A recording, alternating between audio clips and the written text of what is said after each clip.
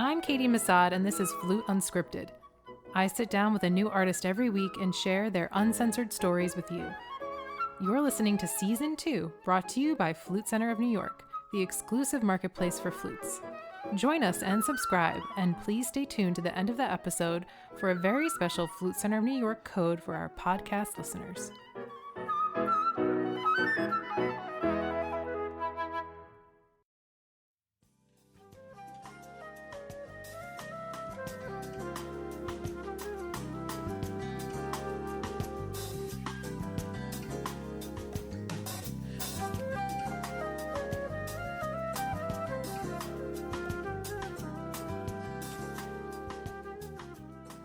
Althea Rene is a soul jazz flutist and recording artist that has made a living playing her music her way. And while she exudes confidence and is completely at ease performing for an audience of any size, it wasn't always that way for Althea. In her book, Becoming Chocolate Barbie, a guide for professional women in the music business, Althea talks about the struggles of having a full-time job outside of music, specifically as deputy sheriff in Wayne County, and about the ins and outs of building a music career. She has since left her job and is an in-demand solo act touring around the world performing her show of original music. She has released numerous albums and performed some of her greatest hits right here in the Flute Center of New York. Althea sat down with me in front of a live audience to share some lessons she's learned over the years. If we can, again, welcome Althea Rene for joining us at the Flute Center. Thank you. Thank you so much for being here. I am really excited that you're here. Your performance was great, and I'm really curious to hear more about how you kind of got started in jazz. I'm not sure if everyone knows, but you were in Detroit for 10 years as the, what was your official title? Deputy Sheriff of Wayne County. How did that transpire? Well, I was a single parent at the time and had gone out on the road and didn't get paid. My mom's like, you got to do something. Got to get a real job. Yeah.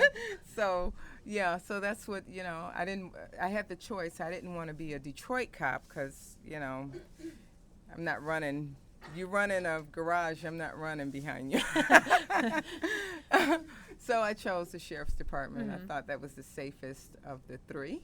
State police, that's kind of scary. So I did that for 10 years, and but the whole time I still did the music on the weekends. I never had any sick time or vacation time, and I still performed. And I took all of the money from my music and invested it into myself so that I could learn how to record a CD and that whole experience. So once I did the first one, it was like, wow, this was kind of fun, and now I'm 7 CDs in.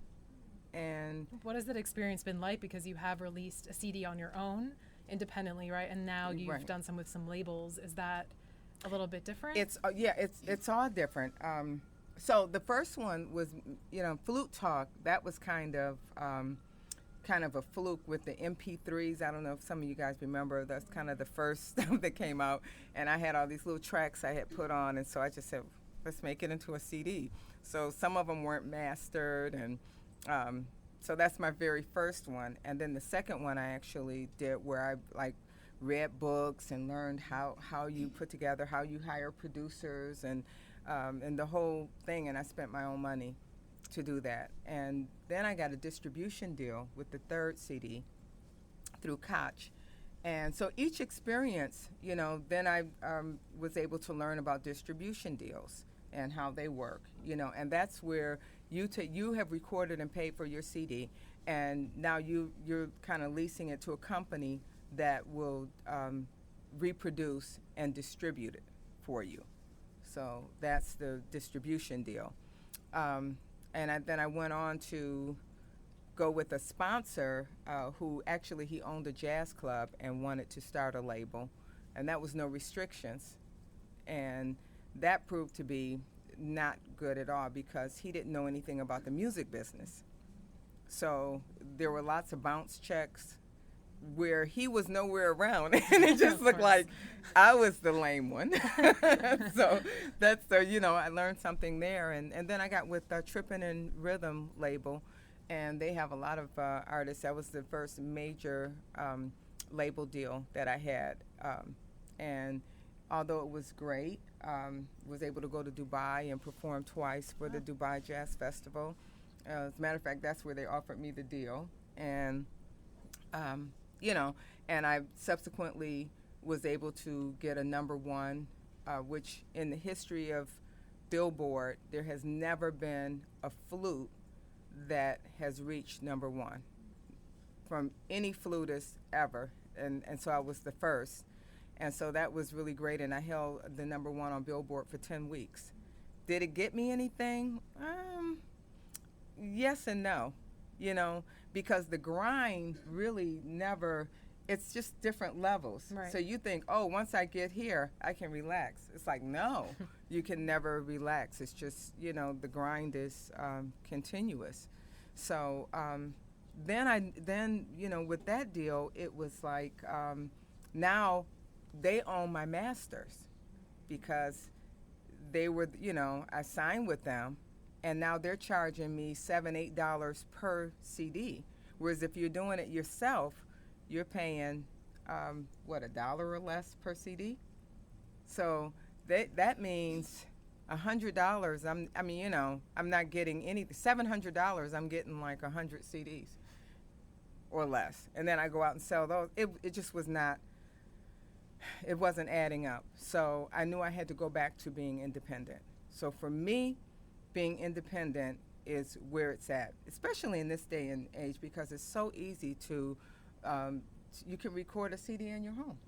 Right on your computer, Yeah. So why would you sign, How did you get out of that deal?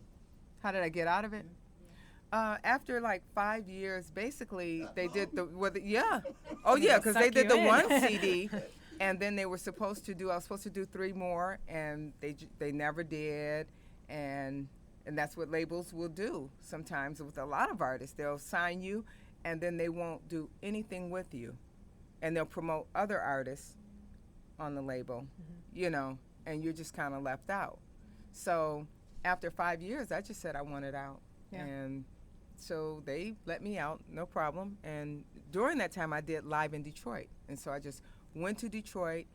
I hired a producer. Once again, I'm doing it myself. Hired a producer, found the Detroit main library, and just invited everybody out free of charge, like on a Wednesday night. It was one night, one take, and that's that CD, And I did that to kind of rebound from the bad deal that I had signed. Mm-hmm. So. Can we talk a little bit more about juggling your daytime job with gigging and with, improving yourself, finding the success that you found? How did you balance everything at the time, or did you feel like there wasn't really a balance and it was a struggle? Yeah, there wasn't a balance because during that time I got married. I had 2 preteens at the time, and I had a female sergeant, that was bullying me because I was in the music, and because whatever the reason, she chose to do it. But like if someone came in and said, oh, wow, you're, Althea, I would try to keep it separate. But as my career grew, more people would recognize me, and, so she was just awful. She was awful. But I have to say it was probably the best thing that she could have done, because that actually pushed me to resign and to do the music full time.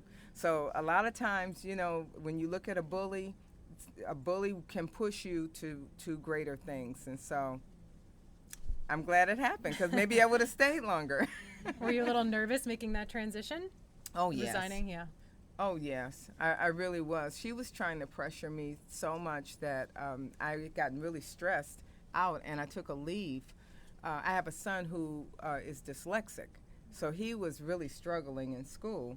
And every time, like if I would get a call, there are these monitors from her office, and I was in the courts at this time, family court. And so, the officer that sits out in family court. And so if she sees me get on the phone at all, she would, over the loudspeaker, "Officer, come to my office." And it was just crazy, but nobody else, just me. And so it was just one of those things that, and of course I wrote that in the book because that's one of those stories that of where you find strength in negativity. So she pushed me to leave, and that was great. And can you talk a little bit more about the inspiration for your book?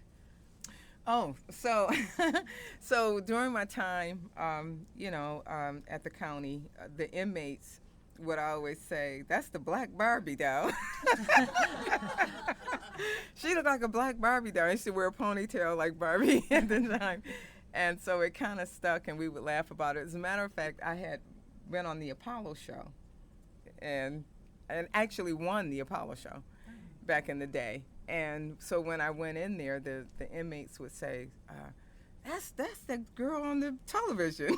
And they would come over and say, "Is that you?" And I'm like, how could that be me when I'm working here? Of course not. But it was me.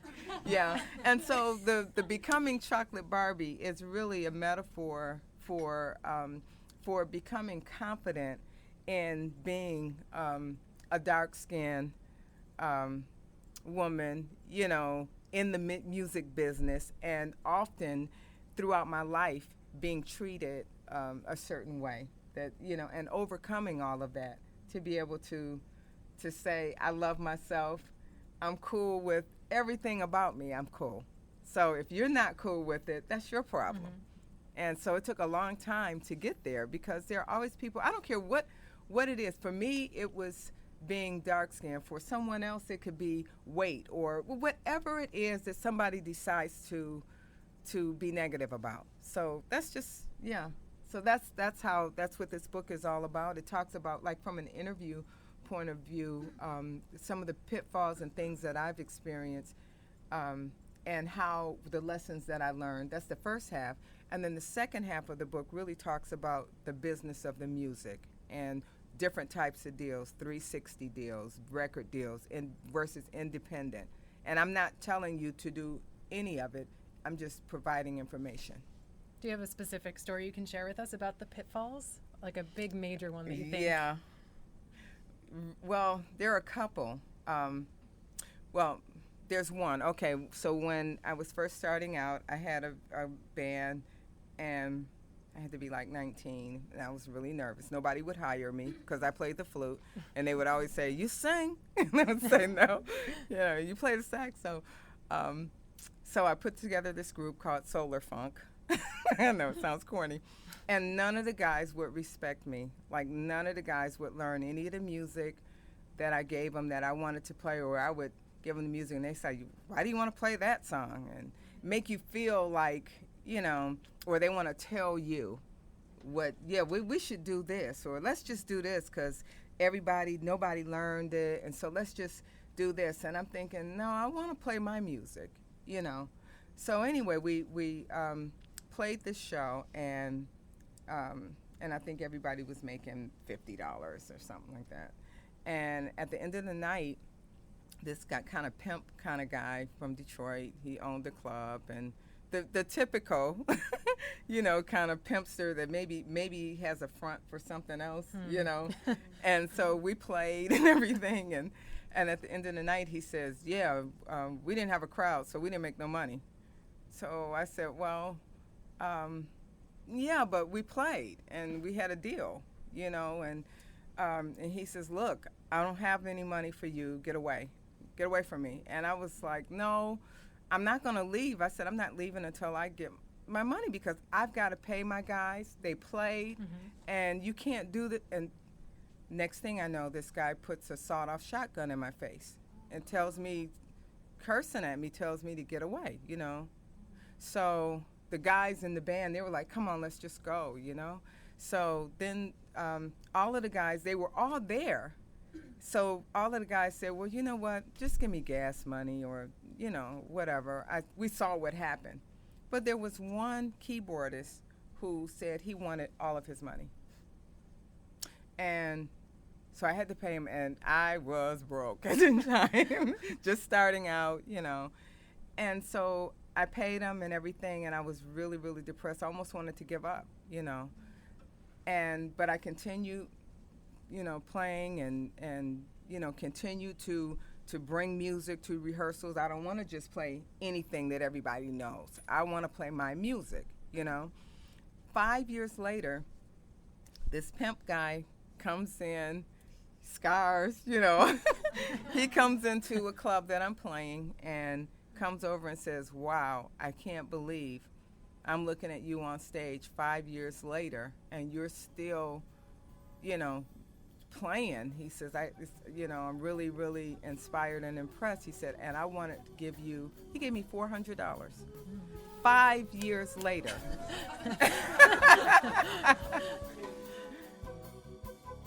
And Althea Rene continues to prove that she is in this business for the long haul.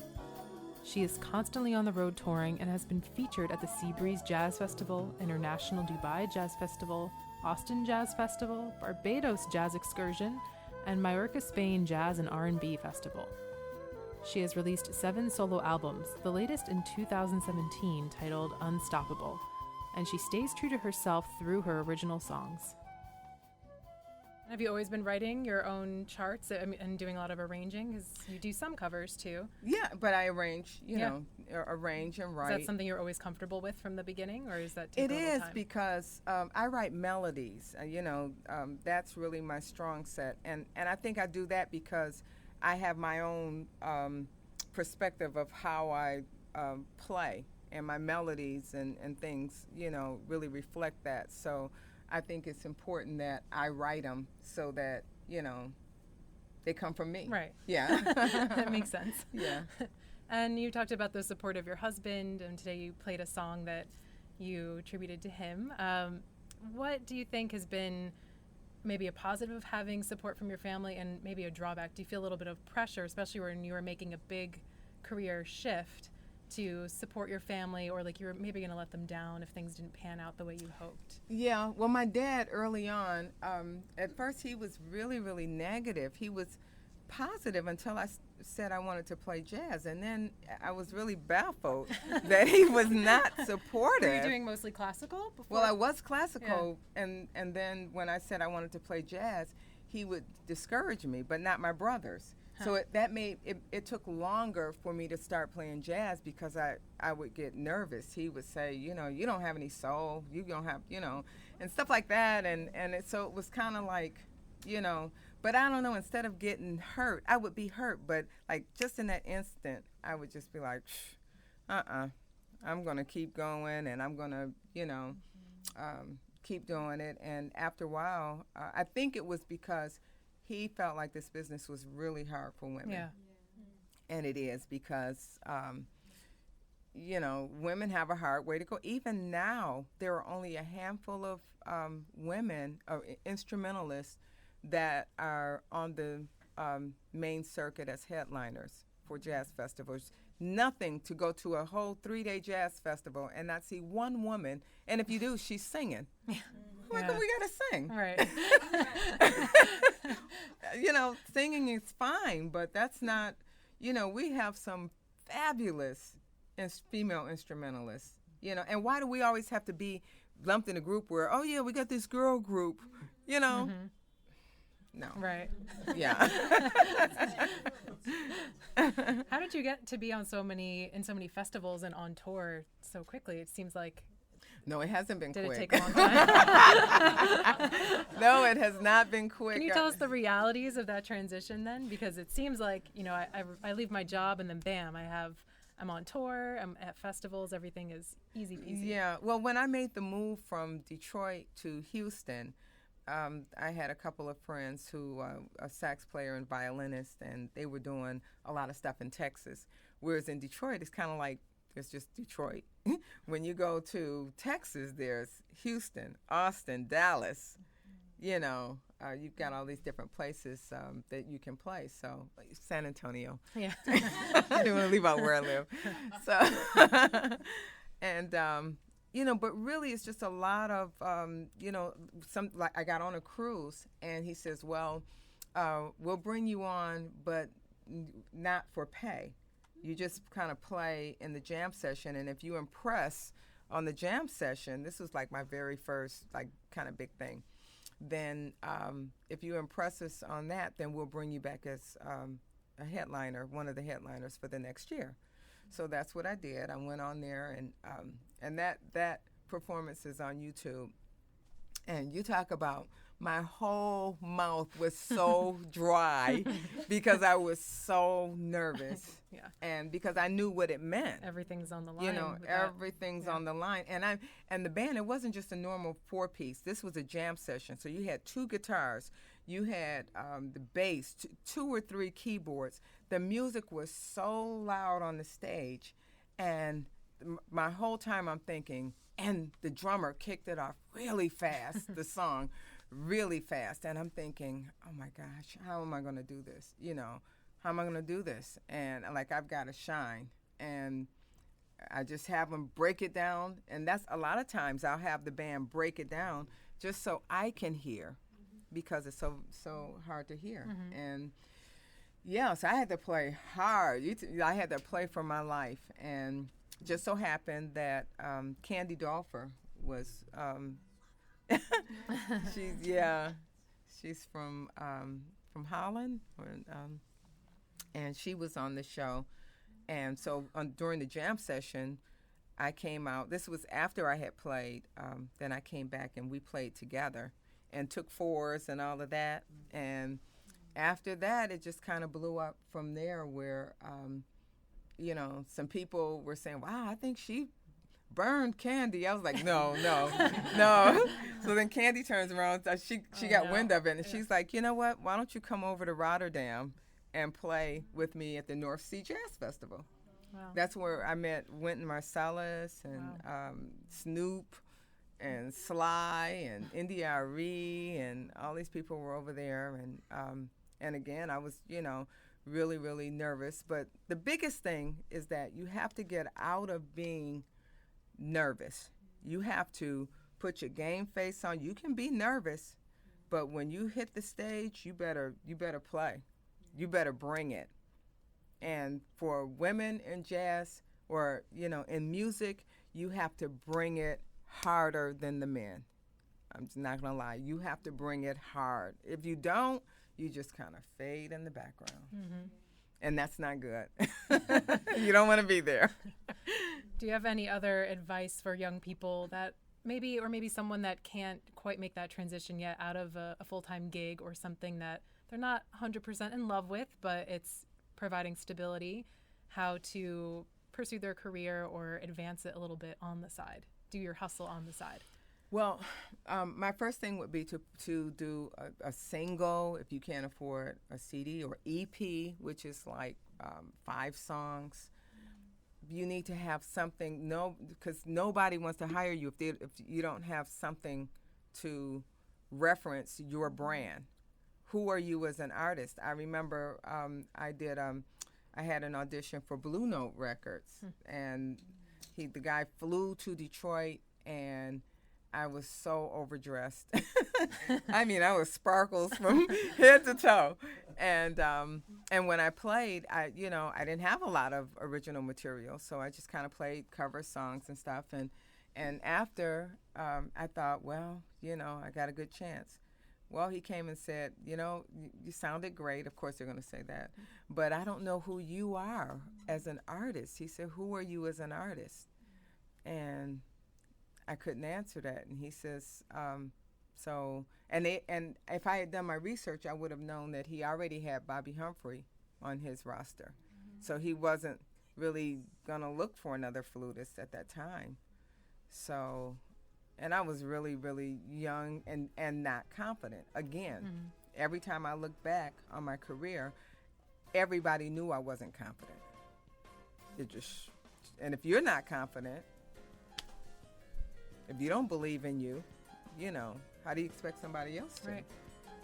And that's not just music, though. That's anything that you do. That's all the time we have for today. Oh, okay. Yeah. Thank you so much for coming. Oh, It's been a pleasure. Thank you.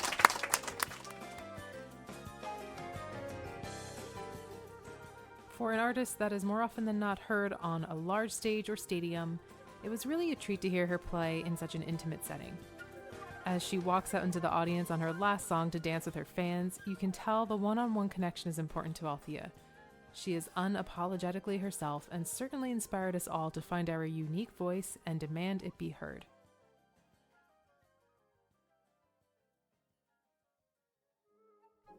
Thank you to Althea Rene for providing the music for this episode, including Brazilian Mama and After Dark from her album Flute Talk. This has been an episode of Flute Unscripted. This podcast is sponsored by the Flute Center New York. Visit their website at flutesforsale.com for the largest selection of new and pre-owned instruments. Use this season's promo code LISTEN for a special deal of $50 off any purchase of $4.99 or more. You can follow the Flute Center on Instagram and like them on Facebook to stay up to date on the latest events and masterclasses. Special thanks to our owner Phil Unger, the Flute Center team, and Stefan Huskoldson for our theme music.